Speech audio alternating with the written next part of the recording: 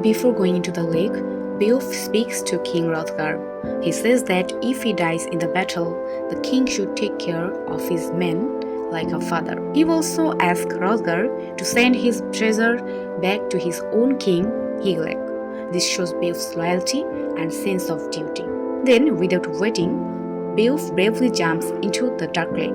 He sinks deeper and deeper for a long time. Soon, Grendel's mother finds him and attacks. She grabs him strongly and drags him to her underwater home. On the way, many sea monsters bite and attacks Beowulf, but his strong armor protects him. Finally, he reaches a strange underwater hole where there is no water inside. Beowulf quickly attacks the monster with his sword, Ratting. But something unexpected happens. The sword does not work. It cannot hurt her. This is the first time the sword has ever failed. Even then, Beowulf does not give up. He throws the sword away and decides to fight with his bare hands. He grabs Grendel's mother and throws her to the ground. But she fights back fiercely. The battle becomes very intense. She knocks him down, sits on him, and tries to kill him with a knife to avenge herself. Luckily, Beowulf's armor protects him from the attack. At this critical moment, God helps Beowulf, and he gains the strength to continue. He rages again, ready to keep fighting, and the chapter ends here.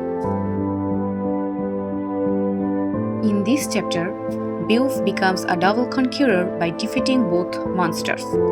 While fighting in the underwater cave, Beowulf finds a huge ancient sword in her lair. This is a magical weapon, bigger and stronger than any man could handle. He grabs the sword and strikes Grendel's mother. The sword pierces her body and she falls dead. The sword is covered in blood and it glows brilliantly, shining like a gem in the sunlight. Beowulf then looks around the hall and raises his sword again, filled with anger and determination. He remembers the terrible attacks of Grendel, who had killed many Danes while they slept.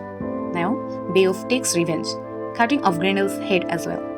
After the battle, the warriors notice that the lake water is red with blood from the fight. The sword Beowulf used begins to melt because of the poisonous blood of Grendel's mother. Beowulf then swims back to the surface, carrying the head of Grendel as a trophy. He reaches land safely, and his men greet him with joy and gratitude. They are relieved to see their hero alive. Then Beowulf and his men carry Grendel's head back to the palace. 4 men struggle to carry it at first, but eventually 14 brave kids help. The head is displayed in Herod, so everyone, including King Hrothgar and the warriors, can see the proof of Beowulf's heroic victory. In chapter 25, Beowulf returns from the most difficult battle of his life.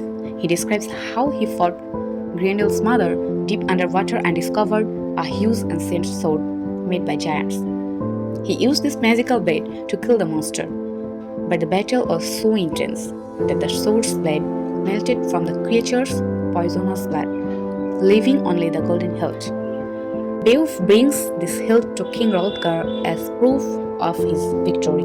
The hilt is a masterpiece, carved with stories of how ancient giants were punished by God for their evil. Hrothgar carefully examines the sword and praises Beowulf for his incredible bravery, strength, and wisdom. However, the king also gives Beowulf a very important warning.